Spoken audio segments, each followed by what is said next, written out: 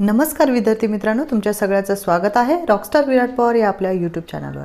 विद्यार्थी मित्रांनो, बऱ्याच विद्यार्थ्यांनी हा महत्त्वपूर्ण प्रश्न विचारलेला होता आणि एनसीटी रूलनुसार जी शिक्षक भरती होणार आहे तर या एनसीटी रूलमध्ये नेमकं दिलेलं काय आहे।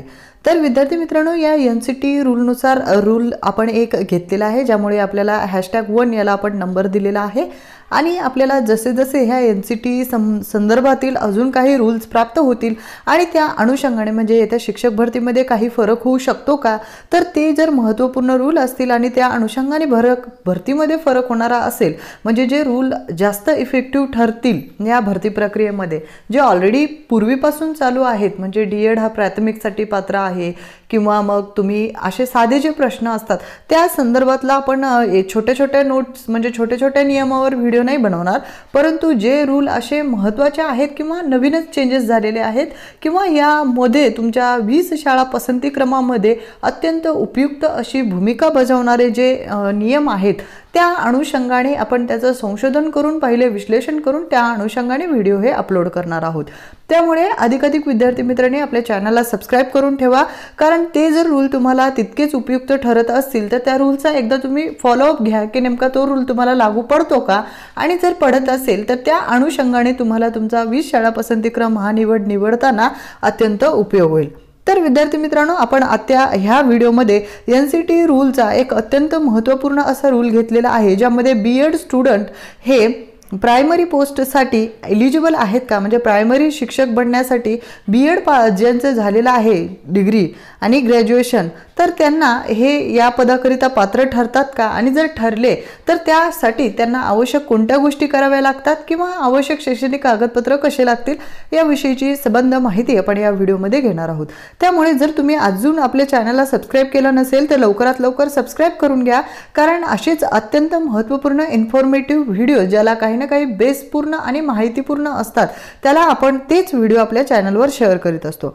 त्यामुळे विद्यार्थी मित्रांनो, हा महत्त्वपूर्ण माहिती आपण घेऊया की बीएड हे जे पात्र आहेत त्यांना इथून पुढे फ्युचरमध्ये सुद्धा काय काय संधी आहेत, आणि त्यांनी समजा या शिक्षक भरतीमध्ये सुद्धा त्यांना अप्लाय तर करायचाच आहे, परंतु इन फ्युचर सुद्धा त्यांना कुठे कुठे संधी आहेत या सगळ्या संधी यांची माहिती त्यांना असणं हे अत्यंत गरजेचं आहे।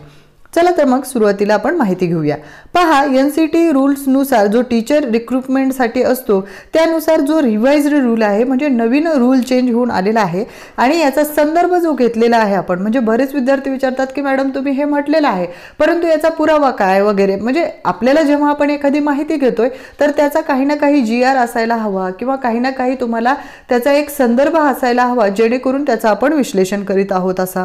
तर याचा संदर्भ तुम्हाला 15 जुलै 2018च्या डेक्कन हेरॉल्ड हा न्यूजपेपर जो आपल्यासाठी म्हणजे स्पर्धा परीक्षा तयारी करणाऱ्या विद्यार्थ्यांचा एक महत्त्वपूर्ण स्रोत असतो, त्यातून तुम्ही ही माहिती घेऊ शकता। तुम्हाला दिनांकासहित मी हा न्यूजपेपरची डेट सांगितलेली आहे। तर आपण महत्त्वपूर्ण जी गोष्ट आहे जी आपल्याला समजून घ्यायची त्याविषयी माहिती घेऊया। पहा, ग्रॅज्युएशनमध्ये समजा आता आपल्याला महत्त्वपूर्ण रूल तुम्हाला काय लक्षात घ्यायचा आहे की जे बीएड डिग्री होल्डर आहेत सध्याही आणि इन फ्युचरही ते शिक्षक भरतीकरिता म्हणजेच 1ली ते 5वी करिता सुद्धा पात्र आहेत, 6वी ते 8वी साठी ते ऑलरेडी पात्र आहेत आणि 9वी ते 10वी साठी सुद्धा पात्र आहेत, परंतु त्यासोबत MA सुद्धा असावं लागेल किंवा मग BA BEdची जिथे पोस्ट असेल 9वी ते 10वीची तुमच्या व्हॅकन्सीमध्ये येईल सरळ की BA BEd असं जिथं असेल तिथे तुम्ही पात्र ठरता। ठीक आहे, आता हा महत्त्वपूर्ण रूल तुम्हाला कळाला असेल की या ठिकाणी तुम्ही ठरता। आता आपण पहिला महत्त्वपूर्ण मुद्दा क्लिअर करून घेऊया की तर विद्यार्थी मित्रांनो, तुम्हाला 1 ते 5 या पदाकरिता जर बीएड डिग्री होल्डर आहात तुम्ही आणि त्या पदाकरिता तुम्हाला पात्र ठरायचं आहे, तर त्यासाठी सर्वात पहिली महत्त्वाची गोष्ट म्हणजे तुम्हाला जे ग्रॅज्युएशन आहे त्यामध्ये 50% मार्क्स हे कमीत कमी असायला हवे। त्याचबरोबर तुम्हाला बीएड जर तुमचं क्वालिफाईड आहात तुम्ही आणि 1 ते 5 यासाठी तुम्ही फॉर्म भरणार असाल तर तुम्हाला TET पेपर फर्स्ट हे पासआउट असणं गरजेचं आहे, आणि जर तुम्ही TET पेपर फर्स्ट पासआउट नसाल तर तुम्हाला ॲटलिस्ट CTET पेपर फर्स्ट हे पासआउट असणं गरजेचं आहे।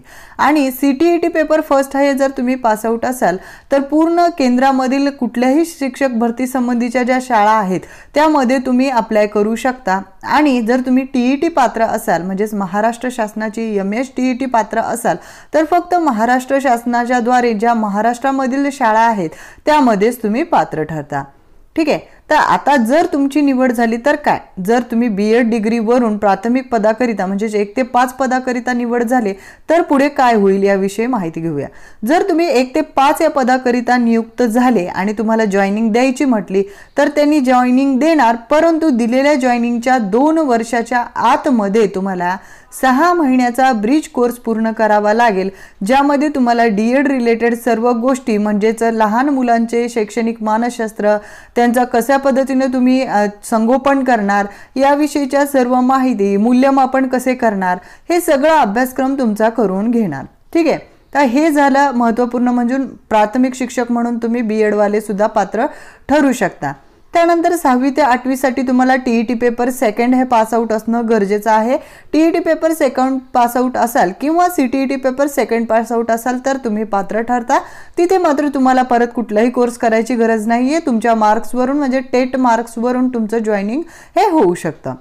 त्यानंतर जर तुमचं BA B.Ed असं आहे आणि जर येत्या भरतीमध्ये म्हणजेच 9वी ते 10वीच्या काही शाळांमध्ये समजा ॲड मध्ये जर तुम्हाला आलं की BA B.Ed वाले पात्र, ठीक आहे, तर तिथे तुम्ही 9वी ते 10वी करिता जिथे जिथे BA B.Edच्या जागा रिक्त तुम्हाला दिसून येतील तिथे तिथे तुम्ही अप्लाय करू शकता। ओके, जे फक्त BA B.Ed आहेत।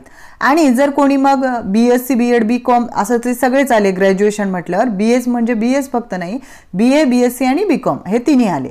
हां, आणि मग नंतर जर तुम्ही 9वी ते 10वी साठी हे झालं, पण 11वी ते 12वी साठी समजा तुम्हाला भरायचं आहे आणि 9वी ते 10वी साठी सुद्धा म्हणजे MA किंवा MSc किंवा M.Com तुमचं असेल तर तुम्ही 9वी ते 10वी साठी तर इलिजिबल ठरताच, पण 11वी ते 12वी साठी सुद्धा इलिजिबल ठरता। म्हणजे MA किंवा MSc किंवा M.Com तुमचं जे एज्युकेशन आहे आणि B.Ed मध्ये जे तुमचे विषय आहेत अध्यापनाचे 2 विषय असतात फायनल इयरला, तुमचे अध्यापनाचे 2 विषय असतात आणि ते 2 विषय तुम्हाला अत्यंत महत्त्वपूर्ण असे तुमचे शिक्षक पदाकरिता म्हणजे जिथे त्या पदाची रिक्त जागा असेल, समजा तुमचं B.Edच्या अध्यापन पद्धतीमध्ये मराठी हा विषय असेल आणि येत्या शिक्षक भरतीमध्ये मराठी विषयाची B.Edची 9वी ते 10वीची जागा असेल तर तिथे तुम्ही पसंती क्रमच्या अनुसार निवड ही करू शकता।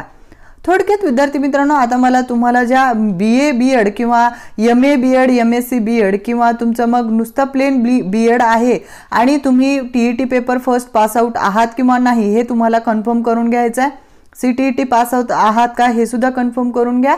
आणि जर समजा येत्या आता ह्या शिक्षक भरतीमध्ये तर तुम्हाला ट्राय करायचंच आहे, परंतु या बरोबरच तुम्हाला अजून फ्युचर मधल्या संधी म्हणजेच येत्या TET मध्ये तुम्ही TET पेपर फर्स्ट हे जर पास आउट होऊन घेतलात तर तुम्हाला ते अत्यंत उपयुक्त ठरेल पुढच्या कुठल्याही भरती प्रक्रियेत।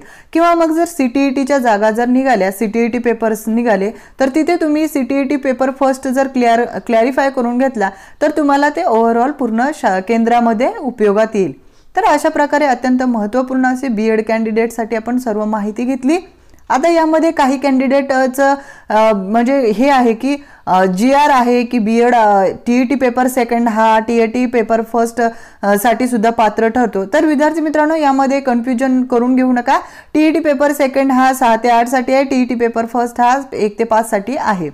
त्यामुळे आणि जर वाटलंच तुम्हाला माहिती पुस्तिका येणारच आहे, त्या माहिती पुस्तिकेमध्ये शासन हे व्यवस्थितरित्या त्यामध्ये संदर्भ देऊन त्यामध्ये माहिती देतील। जर त्यामध्ये चेंजेस आला तर त्यानुसार सुद्धा आपण आपलं जर चेंजेस नुसार नवीन माहिती पुस्तिकेत जर चेंज आलाच की 6वी ते 8वीचा B.Ed हा पात्र ठरेल तर मग आपण त्या अनुषंगाने सुद्धा आपण त्यावर माहितीपर व्हिडिओ नक्की बनवूयात। परंतु हा रूल हा असा आहे सध्याच्या आकलनानुसार।